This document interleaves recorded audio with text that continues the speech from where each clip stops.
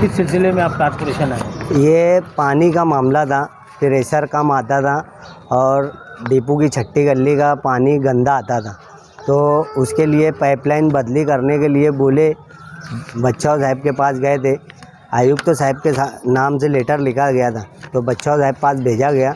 बच्चों साहब ने मयूर सर को फ़ोन लगाए और गोविंदे साहब को फ़ोन लगाए हमारे सामने, तो वो उन्होंने बोले कि ये तुम्हारा काम हो जाएगा।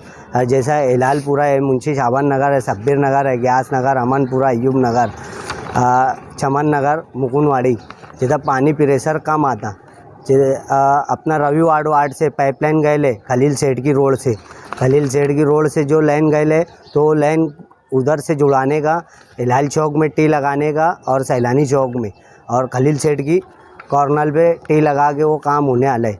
तो बच्चों साहब ने आश्वासन दिया कि ये काम हो जाएगा तुम्हारा। किसका लेटर आपने दिया? ये शान-ए-हिंद साहिबा का।